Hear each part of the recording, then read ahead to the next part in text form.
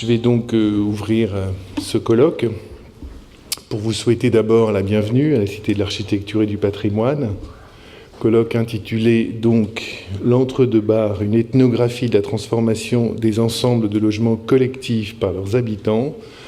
Colloque que nous organisons en partenariat avec la Maison des Sciences de l'Homme Paris-Nord, avec le laboratoire Architecture-Anthropologie de l'UMR CNRS La Vue, dont je salue la directrice Alessia Debiaz, le groupe de recherche Transformation de l'École d'architecture de Saint-Étienne et les écoles d'architecture de Paris-la-Villette et de Saint-Étienne.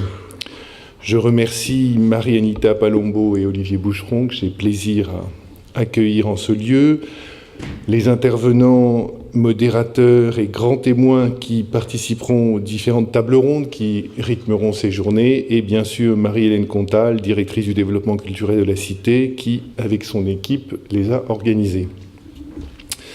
Votre colloque entend revenir sur les grands ensembles d'habitat collectif, notion théorisée dès 1935 par Maurice Rotival, mais qui néanmoins reste attaché dans la mémoire collective à l'après-Deuxième Guerre mondiale et à la production massive de logements dans le contexte d'essor démographique, d'urbanisation et de croissance économique que connaît alors notre pays. La forme urbaine particulière de ces grands ensembles a déjà été abondamment analysée. Elle est au point de rencontre de multiples facteurs, des méthodes de production industrielle s'appuyant sur le taylorisme, le fordisme, l'emploi du béton armé, dont le procédé Camus de panneaux préfabriqués en usine constitue l'emblème, et vous y reviendrez. Une vision de la ville dans le sillage de la pensée des Siam marquée par le fonctionnalisme, des modes de composition et des tracés fortement infusés par l'enseignement des beaux-arts, une politique étatique volontariste dont la mémoire est elle aussi jalonnée de sigles, ZUP, HLM et de noms propres, comme celui de la circulaire Dupont. Une morphologie dont l'archétype reste la barre qui a inspiré l'intitulé de votre colloque, même si elle fut en réalité plus diversifiée. Tout autant que son histoire, la critique des grands ensembles a été elle aussi abondamment formulée, étayée, se déployant sur de multiples champs. Critique du gigantisme, générant une sorte de folie des grandeurs que résume le terme de Sarcellite, critique de la massification, de la standardisation, de l'uniformité, de l'homogénéité, de la normativité, de la monotonie, bref, de tout ce qu'a produit cette architecture de recettes dénoncée par Candidis et ces géomètres se prenant pour Jules Verne que moquait Oriol Bohigas.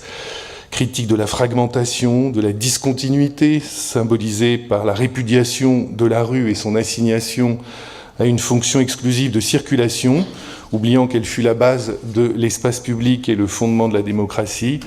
Critique de la composition simpliste prônée par l'enseignement académique de l'architecture. Critique générationnelle enfin, portée par les premières générations d'architectes formés après l'éclatement de l'école des Beaux-Arts en 1968. Les architectes se sont laissés manœuvrer, mais ils étaient contents, dira pour sa part quelques années plus tard Fernand Pouillon en 1988.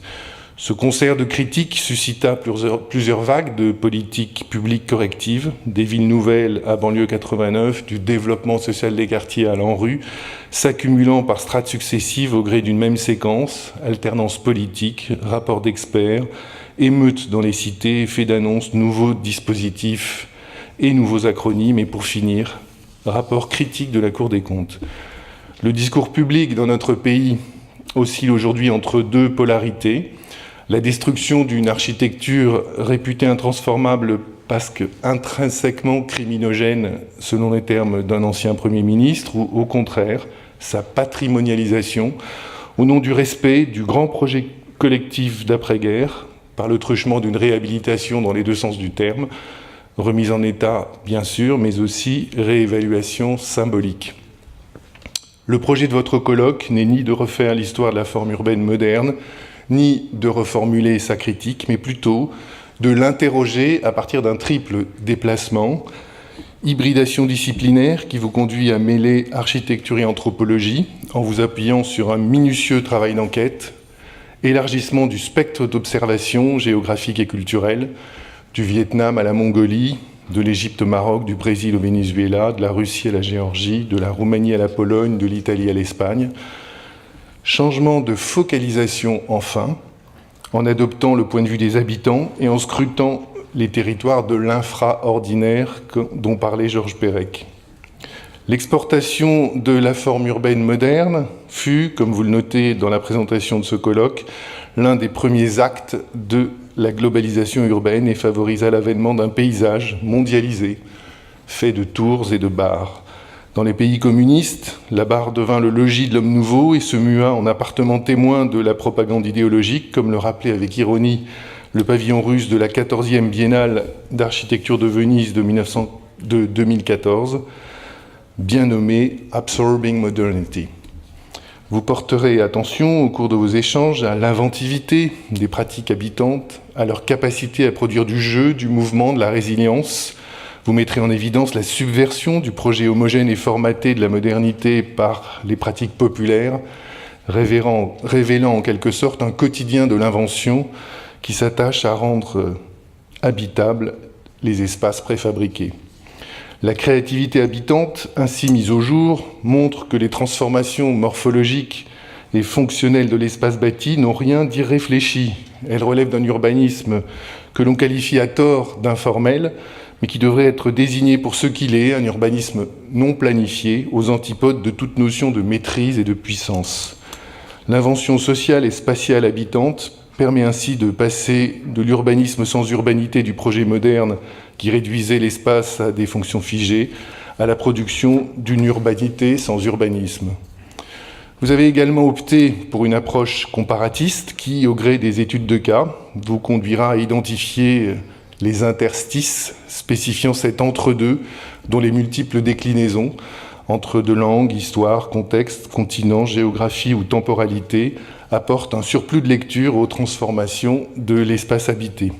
En nous incitant à décentrer nos points de vue, vos débats nous permettront aussi de réinterpréter les questions qui structurent le débat urbain en France, la relation entre la forme urbaine et le lien social, l'alternative entre densification et étalement, les valeurs sociales attachées à l'habitat collectif et individuel, ou encore l'utilisation d'une forme architecturale particulière comme mode de gouvernementalité spécifique, articulé à un système de contrôle et de gestion des populations. Je veux, pour terminer ces quelques mots d'introduction, évoquer Yona Friedman, à qui nous avons consacré l'an dernier une exposition. Pour expliquer l'origine dans sa démarche des notions de mobilité et d'auto-planification, Yona Friedman raconte volontiers l'histoire de la cuisinière du Bauhaus. Il est alors jeune architecte et se rend dans un immeuble édifié selon les préceptes du fameux institut. Il observe que dans tous les appartements, les cuisines ont été réorganisées par rapport au plan d'origine. Après avoir rencontré les habitants de l'immeuble, Yona Friedman comprend, c'est lui qui le raconte, qu'il y a deux façons de faire de l'architecture. Soit on maintient une confiance absolue dans les conceptions de l'architecte et on éduque les cuisinières, on leur apprend à se servir de leur cuisine. Le problème, c'est qu'il faut dans ce cas recommencer le travail à chaque changement d'occupant. Soit on observe la pratique des habitants et on adapte l'architecture à leurs besoins. J'ai choisi, conclut-il, de me situer dans cette seconde voie. C'est donc en pensant à la cuisinière du Bauhaus qui décida du destin de Yona Friedman, mais aussi à tous ces anonymes qui, de Hanoï à Oulan-Bator, conjuguent le verbe « habiter », que je déclare ce colloque ouvert et que je vous souhaite à toutes et à tous de bons débats.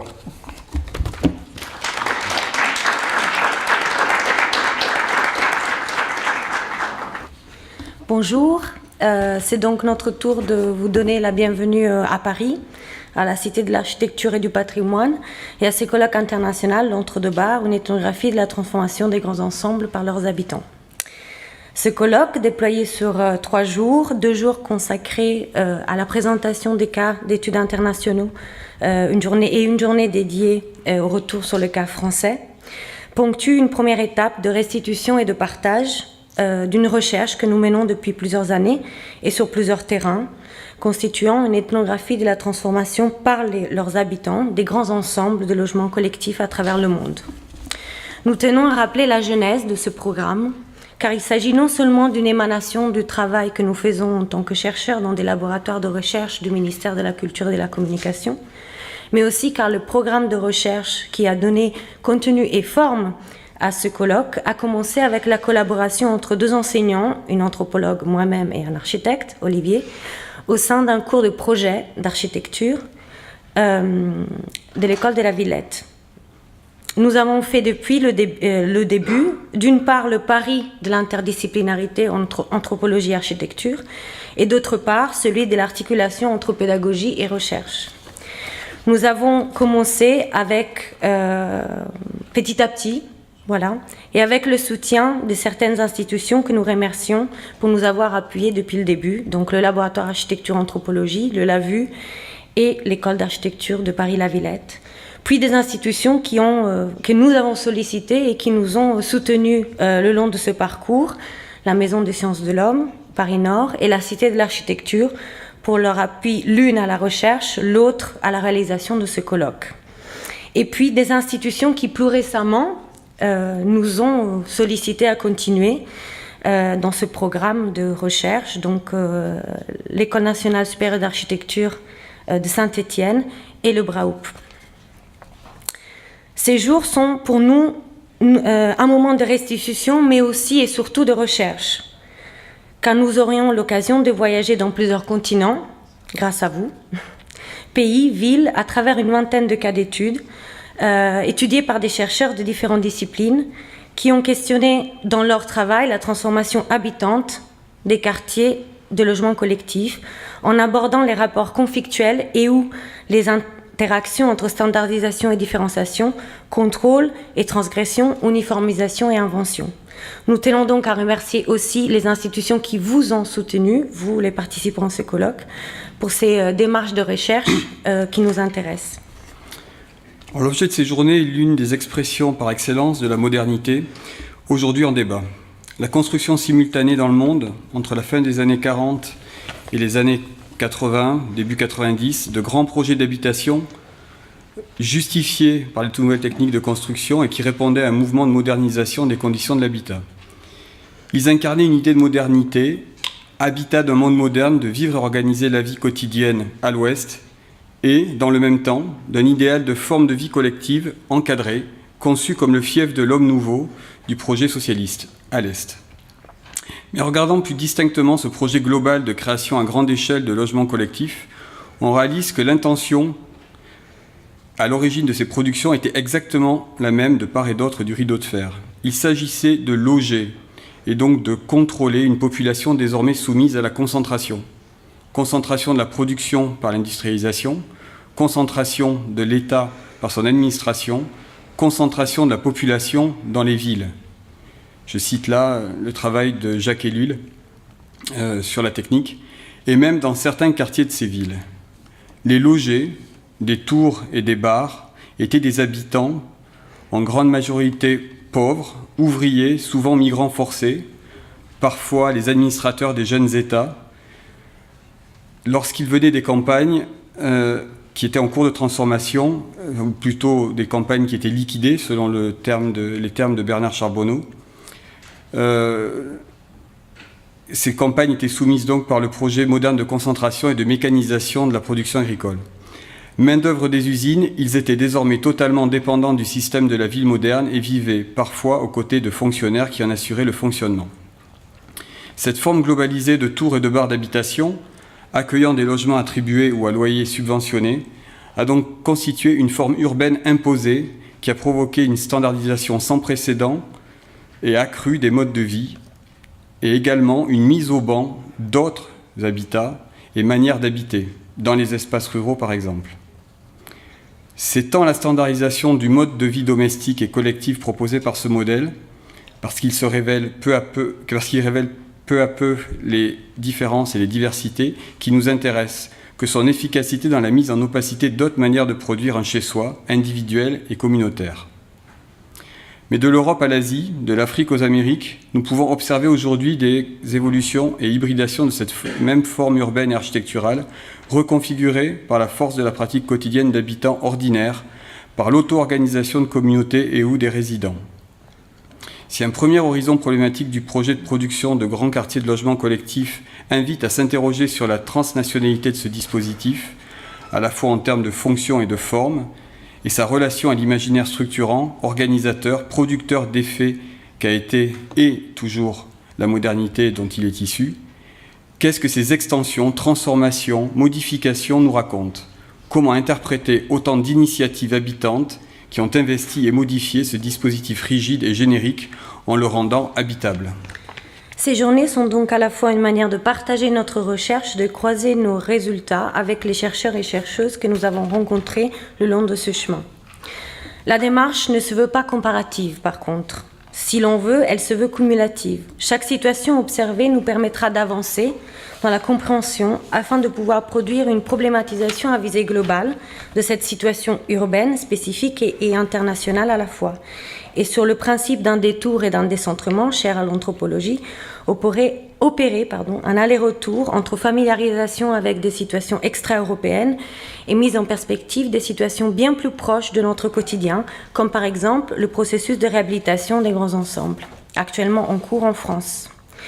C'est ce qui nous est le plus proche de demeures invisibles et l'activité bricoleuse peut sembler difficilement perceptible à côté de chez nous. La tentation du détour est de l'or grande. Des désirs et des résistances individuelles et collectives révélées par les dispositifs de contrôle politique et social apparemment plus contraignants et plus facilement discernables semblent ailleurs davantage initiateurs de désordre. Un désordre fécond car équivalent à un ordre dont on ne connaît pas les règles. Il est surtout plus ostentatoire qu'ici parce que là-bas, il est souvent la seule expression possible de subjectivité et le champ d'opération d'une lutte pacifique mais quotidienne.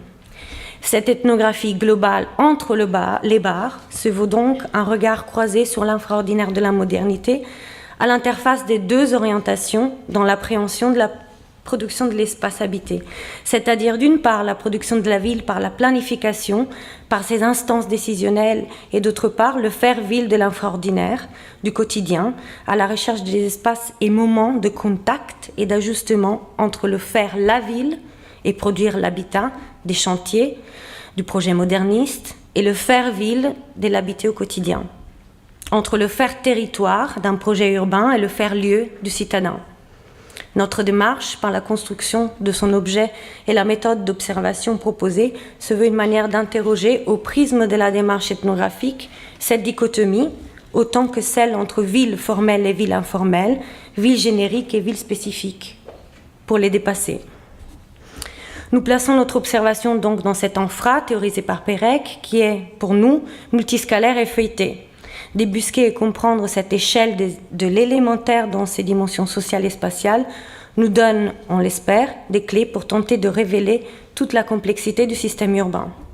Nous nous interrogeons sur cet entre-deux qui est à la fois spatial, l'espace physique entre les bars, en façade comme au sol, et temporel, entre des systèmes sociopolitiques qui échangent, entre des temps de la transformation et deux moments de la modernité.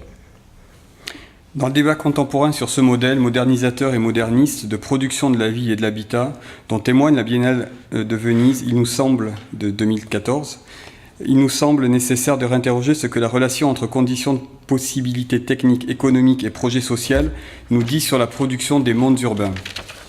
Porter le regard sur l'origine et le devenir des initiatives habitantes qui ont investi et modifié ces grands ensembles, ces ensembles de logements collectifs, est d'autant plus important maintenant que le débat contemporain sur la conservation, sous la double forme de la rénovation et ou de la patrimonialisation, ou la destruction de cette forme urbaine et architecturale occupe l'actualité des interventions de rénovation urbaine, et cela à l'échelle internationale. La ville planifiée reprend le dessus et reproduit une énième tabula rasa, visant à une mise en ordre de ce désordre produit par la pratique habitante, produit de l'urbanité sans urbaniste. Cette ethnographie va, à notre sens, au cœur des questionnements sur la relation entre habitants, pouvoir et territoire, relation qui fonde l'idée même de la cité. Nous vous souhaitons évidemment la bienvenue à tous et nous souhaitons une bonne mise au travail aujourd'hui. Je vais laisser la parole à notre premier grand témoin, Philippe Paneret, architecte urbaniste, auteur notamment de l'éclairant îlot à la barre, qui va je l'espère, planter le décor donc, de ce projet de la modernité. Bon, je suis un peu troublé, je dois dire, déjà par le rôle que l'on m'affuble là, parce que le côté grand témoin, c'est bon. D'accord, c'est vrai qu'il y a eu l'îlot là-bas. Bon, on va dire ça. Je voudrais d'abord, pour commencer, dire combien je suis profondément heureux que ce colloque et que tout ceci existe, parce que je pense que c'est fondamental. Je ne partage pas tout à fait l'argumentaire qui vient de vous être donné, mais en tout cas sur l'intérêt de regarder l'architecture habitée, ça me semble évidemment une chose essentielle. Alors, dans le titre de ma brève intervention, il devrait être question de planter le décor de la modernité. Et bien voilà, l'image que j'ai choisie pour commencer plante le décor de la modernité. Et contrairement à ce qui a été dit tout à l'heure, je ne suis pas entièrement... Je pense qu'il faut se méfier d'un regard qui serait trop exclusivement attaché à l'histoire, à notre histoire française. Alors, toute la journée, justement, montre qu'il faut aller regarder ailleurs. Mais la modernité n'est pas, me semble-t-il, apparue dans l'esprit académique des architectes français formés aux Beaux-Arts, mais elle est arrivée dans l'esprit inventif d'un certain nombre de gens plutôt germaniques ou hollandais, voire russes, de la toute première période d'après 1917. Et tout ceci se concrétise, me semble-t-il, et commence à se construire à une assez grande échelle au sortir de la guerre de 14 dans les Pays-Bas, qui, comme vous savez, n'ont pas participé à la guerre de 14, donc ils n'ont pas reconstruit. Oui, ils se sont plutôt un peu enrichis pendant ce moment-là, ils foncent. Et puis après ça, pendant la courte période de l'école de Weimar. Bon, voilà, j'ai choisi ce dessin de Walter Gropius qui date de 1931, projet d'immeuble lamelliforme, comme il dit, parce que je le trouve très, très évocateur de la question qui est posée. On voit les barres, ça, il n'y a pas de, on ne peut pas dire autre chose, ce sont des barres assez hautes, 8 niveaux si ma mémoire est bonne, si j'arrive bien à les compter. Et puis on voit qu'il y a un entre-deux, et cet entre-deux, il est propre. Pas trop planté quand même, il ne faut pas exagérer, et pas trop habité non plus. Enfin, il y a bien quelques petits personnages qui se promènent comme ça, c'est pas très bien. Bon, voilà.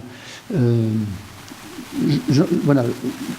J'ai planté le décor, hein, et on va se dire que, puisqu'on a fait allusion à l'îlot à la barre, qui était une recherche que nous avions faite, comme nous étions de jeunes enseignants, et qui essayait de montrer comment on était passé du tissu accumulé finalement dans les villes à quelque chose qui se termine par cela, par la barre isolée de toutes parts. Je ne vais pas recommencer à maintenant... si, plutôt, vous allez... Qu'est-ce qui se passe? J'ai fait quelque chose que je n'aurais pas dû faire.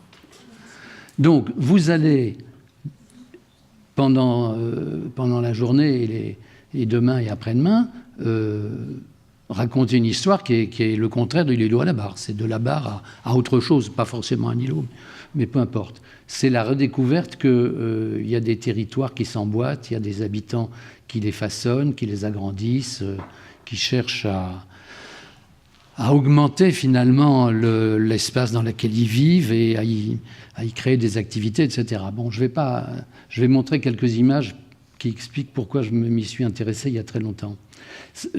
Alors, c'est toujours facile, mais je vais vous dire en 2 mots ce que je ne vous montrerai pas. c'est qu'avant ces grandes barres du mouvement moderne, dont le dessin de Gropius est presque une espèce de caricature, il y a eu des tas de barres construites dans les villes. Si on reste simplement ici et dans les pays tout à fait voisins, on ne peut pas oublier qu'au XVIIIe siècle, dans un assez grand nombre de villes françaises, on a construit d'assez belles barres aristocratiques. Je pense au jardin de ville de Bordeaux, je pense à Nantes, juste, ça y est, j'ai oublié le nom, de ce joli ensemble de deux grandes barres aristocratiques qui font face à un jardin public, etc. Donc l'idée qu'on puisse construire des villes avec des bars, des bâtiments en série, des bâtiments en ligne, et puis je ne parle pas de l'Angleterre à partir à coup sûr de la reconstruction de Londres après l'incendie de 1600 et quelques. Donc, les modernes n'inventent pas la barre. Ils inventent cette barre-là, qui n'est pas tout à fait la même que celle que les gens avaient utilisée précédemment. Voilà. Bon. On arrive là, et maintenant, qu'est-ce qui se passe? Donc, je vais vous montrer quelques images qui anticipent un peu sur des choses qui vont être expliquées par la suite. C'est le bouton rouge? Non. Ce n'est pas le bouton rouge. Bien, alors ça doit être celui-là. Voilà. Alors évidemment, une fois qu'on a pensé la barre dans les années 25, enfin on ne l'a pas seulement pensé, on l'a même... la barre qu'on vient de voir, là, la barre qui est isolée du reste du monde, si je puis dire, elle se répand assez vite. Là, c'est une photo un peu ancienne de Biskra. Je pense que ce sont des ensembles qui ont été construits en Algérie peu de temps avant l'indépendance, au moment où on a fait d'énormes efforts pour essayer de leur apporter les bienfaits de notre propre culture. Et alors c'est à côté de la Palmeraie, comme on le voit. Il y a un côté assez étonnant, mais voilà. Là, il y a un entre-deux-barres qui a été, je dirais, qui est resté dans la simplicité du sol initial, c'est-à-dire un fragment de désert quand on n'a pas irrigué. Bon, voilà. Et puis, il ne s'est pas passé grand-chose de plus. Il y en a eu comme ça des tas de barres entre lesquelles il ne s'est rien passé. Et puis, un certain nombre de barres où il s'est passé quelque chose. Donc, juste un petit point sur Ain Sira au Caire. Ça a été pour moi... on s'était déjà intéressé quand même à pas mal de choses, mais la véhémence ou le dynamisme ou la brutalité, appelez ça comme vous voulez, avec laquelle les habitants s'emparent alors c'est un grand ensemble dont on parlera, je ne sais plus, dans la journée ou demain, mais c'est un grand ensemble qui doit bien faire plus de 2000 habitants. Autant que je me souvienne, il y a un type de bar, il y a deux types de bâtiments qui sont répétés, je ne sais plus, 200 ou 300 fois, enfin je n'ai pas compté, mais c'est assez impressionnant. Et donc ce sont des bars parallèles qui fournissent évidemment toute une série d'entre-deux. Et les habitants donc s'en emparent, ils s'en emparent avec une logique qui est très facile à comprendre si on analyse bien. Ça va être répété, je ne vais pas en dire trop. D'une part, quand ils sont sur, c'est le cas de la photo de gauche, quand ils sont sur le bord d'une voie où il y a un peu de flux, ils se disent que c'est quand même trop dommage d'avoir un petit appartement au rez-de-chaussée, de ne pas en profiter pour mettre un commerce. Donc ils agrandissent la barre du rez-de-chaussée, ce qui est assez facile, puisqu'on est sur le sol, on n'avance pas. S'ils s'entendent bien avec celui qui est au-dessus, il renforce un peu la construction, et puis celui qui est au-dessus en fait autant. S'ils s'entendent bien avec celui qui est au-dessus encore, et puis ça monte, les R+3 initiales finissent par se doubler à peu près complètement. Mais si vous regardez toujours dans la photo de gauche, non pas la deuxième barre avec la petite fenêtre verte dans la loggia et un toit plat, et les gens n'ont pas monté au-dessus parce que ceux d'au-dessus ne voulaient pas, ou parce qu'ils ne s'entendaient pas, ou parce que ce n'est pas encore fait. La photo date de 1982, le grand ensemble doit dater de 1961, je pense. Enfin, ça a dû mettre un peu de temps pour le faire. Mais si vous regardez la troisième barre, il y a une petite chose assez étonnante, c'est qu'au lieu d'avoir un bâtiment avec une terrasse, il y a un bâtiment avec un petit toit de pente, on se dit, on voit ça un peu loin, on dit tiens, c'est un chalet suisse, mais pas du tout. Et là, je me dis, il y a quelque chose qui s'est mal passé entre les habitants, et puisque celui d'au-dessus n'a pas voulu... Parce que si vous faites une terrasse, tôt ou tard, celui d'au-dessus va monter dessus. Donc d'habitude, pour que ça se passe bien, il faut qu'il y ait un accord, et puis celui d'au-dessus montera, et on prévoit, etc. Et là, on fait un petit toit, on est sûr qu'il ne va pas venir dessus. Donc il y a une espèce de truc qui est assez curieux, et du coup, si on passe à la photo complètement à droite, on s'aperçoit là que c'est le contraire. C'est-à-dire que ceux d'en haut, celui du 3e étage d'ailleurs, a fait sa construction, il n'a pas dû s'entendre avec ceux d'en dessous, lesquels font aussi des petites choses, mais ils n'ont pas le droit de venir s'appuyer sur les grands poteaux. Alors je peux vous montrer comme ça des dizaines d'autres de photos où chacun fait ses poteaux. Alors celui du bas fait des poteaux plus petits parce que l'autre est déjà passé, il ne peut pas aller au-delà, il n'a pas le droit de s'accrocher dessus, etc. Donc ce que je veux dire, c'est que ça montre, quand on est un peu attentif, évidemment le désir général d'augmenter son espace et éventuellement d'y accueillir des activités. Évidemment, c'est justement pas tellement évident. Qui a le droit, par exemple, de construire un étage de plus sur la terrasse? Ça, j'avoue que je ne sais pas si dans la journée j'apprendrai quelque chose là-dessus, mais c'est une question que je me pose, parce que est-ce que c'est celui du dernier étage qui en profite, ou est-ce qu'il y a une autre façon d'autoriser à construire un étage supplémentaire, lequel étage supplémentaire construit en briques est après ça souvent doublé d'un autre étage supplémentaire construit encore en briques plus légères avec une partie en bois pour pas trop surcharger les fondations. Donc voilà, je trouve que ça, si on commence à regarder les choses, on se pose des tas de questions techniques, juridiques, du rapport entre les habitants, de leur accord ou de leur désaccord, etc. Et que tout ça, ça le montre avec une certaine véhémence. Allez, Le Caire, toujours, Héliopolis. Héliopolis, c'est très intéressant, c'est construit par le baron Empain avec une société privée. C'est un quartier plutôt de belles maisons pour en faire une cité-jardin dans le désert, plutôt pour les classes aisées, mais ce qui n'est pas idiot, pour construire une ville nouvelle, on pense qu'il faut aussi quelques ouvriers, et donc on commence tout de suite, vers 1906-1907, à construire les logements des ouvriers qui, par la suite, vont construire la ville. Et ces logements des ouvriers sont des bars légèrement coupés, qui sont de rez-de-chaussée, premier étage, deuxième étage. Vous apercevez tout de suite, photo de gauche, vue de la rue, de deux choses. Un, on a rajouté partout un étage supplémentaire, la barre est légèrement coudée. Elle enferme ce que l'on voit dans la photo de droite. Et puis il y a quelqu'un qui, je ne sais pas comment, c'est encore une question juridique, lui, il se prend un morceau complet et il construit une petite tour ce qui ressemble finalement de loin à une tour, c'est-à-dire qu'il construit, lui, carrément 3 étages de plus qui sont desservis sur l'arrière par un escalier indépendant, des coursives. Alors là, on voit l'arrière vis-à-vis de l'entre-deux-barres, c'est-à-dire coursive d'un côté, arrière des autres avec des morceaux de coursive. La photo est prise sur une coursive du premier étage. On voit ou on ne voit pas qu'au niveau du sol, sous les extensions des coursives, il y a des ateliers, on fait de la menuiserie, il y a des réserves de commerce qui ouvrent de l'autre côté, etc. Donc, il y a toute une activité collective, mais artisanale, et puis après, au-dessus, encore d'autres choses qui se passent. Mais tout ça pour dire que ça a commencé, ce genre de choses. Alors, les extensions sont relativement récentes, mais la barre, elle date bien avant le mouvement moderne. On ne parle pas assez d'Héliopolis, qui est quand même systématiquement des constructions en béton, avec des procédés anglais, assez en avance, parce que on parle toujours de Letchworth comme étant la grande expérience de cité-jardin.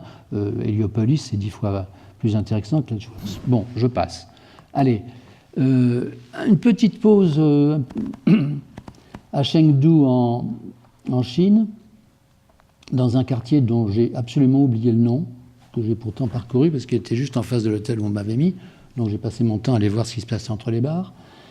Et donc vous voyez, il y en a pas mal là. Hein. bien orienté. Une ou deux sont coudées, mais c'est relativement rare.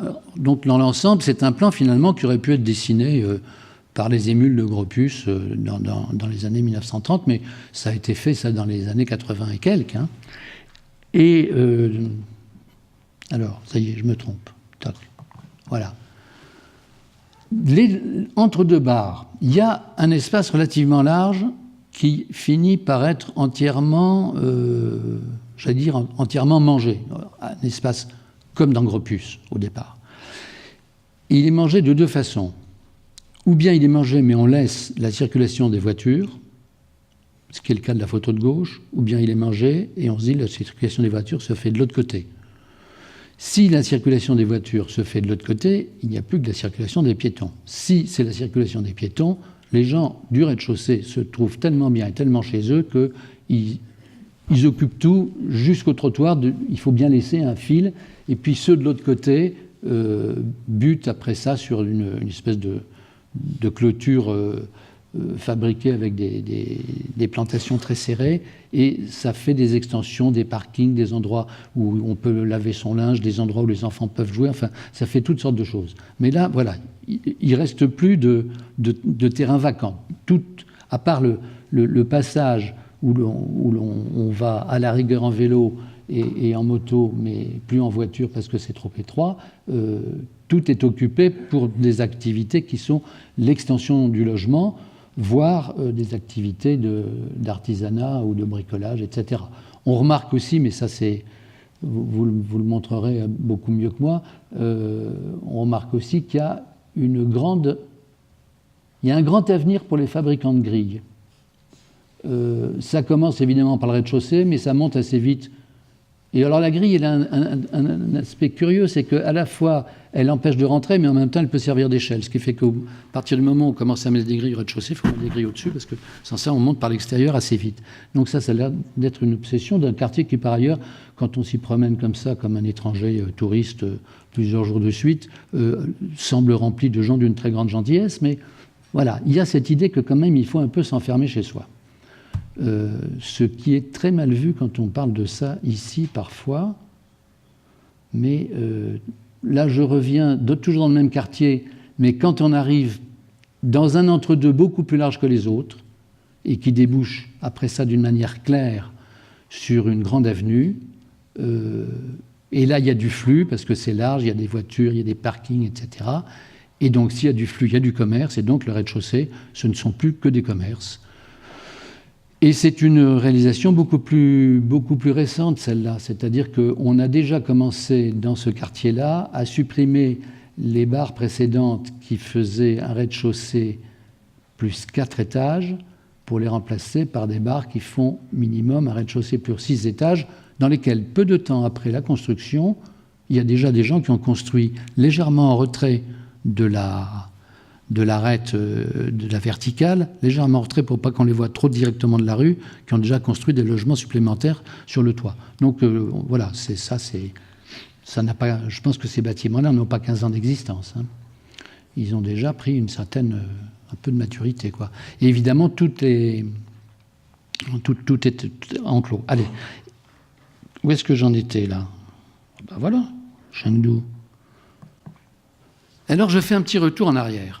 Quand nous étions des jeunes enseignants, après avoir réfléchi sur l'îlot à la barre, on s'était intéressé, sur les conseils de l'Esterlin, qui était à l'époque chargé de la recherche au ministère, qui nous avait dit « mais ça serait très très bien de réfléchir un peu avant Haussmann ».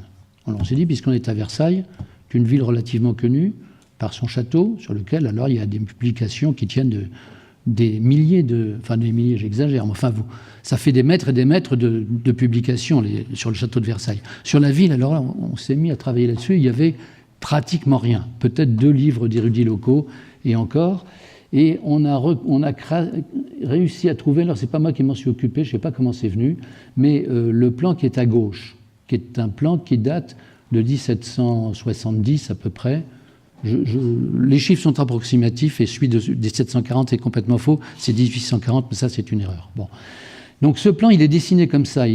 Son original se trouve à Stockholm.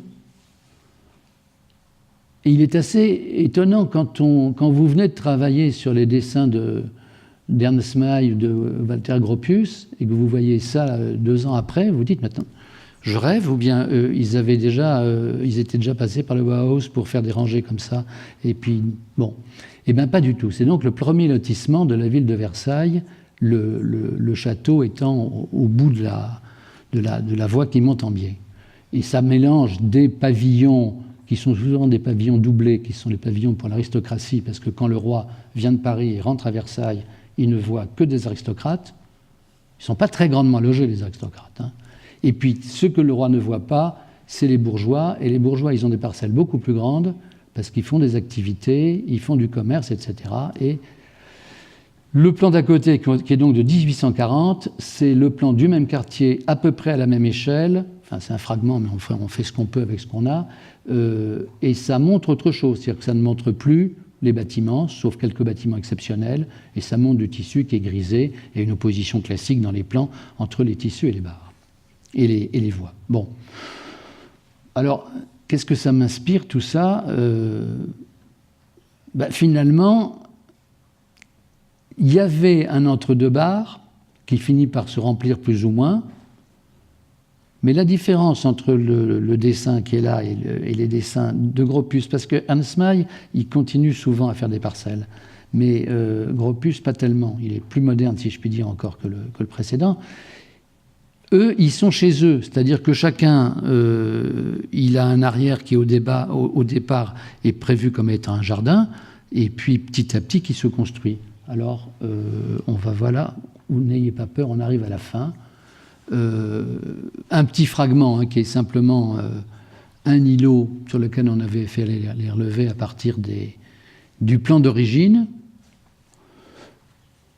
Le plan d'origine, à l'époque, donc c'est pas du logement pour les plus pauvres, loin de là. Les pavillons, c'est plutôt pour des aristocrates qui aiment être près du roi. Évidemment, s'ils ont, à la place d'un pavillon qui n'est pas très grand, mais pas tout petit non plus, s'ils ont une mauvaise chambre dans les combles du château de Versailles, ils sont encore plus contents parce qu'ils sont encore plus près du roi. Mais ça, c'est une autre histoire. Bon, en tout cas, ce que l'on voit, c'est que très peu de temps après le schéma d'origine, les habitants s'en sont déjà emparés et ont assez gentiment commencé à bouger les choses. Agrandi leurs parcelles sur des parcelles voisines non construites, agrandi leurs bâtiments à l'intérieur même de leurs parcelles, modifié l'apparence initiale qui voulait que les pavillons doubles avec une famille d'aristocrates de chaque côté de la clôture du mitoyen soient un peu comme ça au garde à vous, puis finalement on agrandit par derrière, puis on se met même derrière le mur qui relie les pavillons à construire des choses encore assez basses.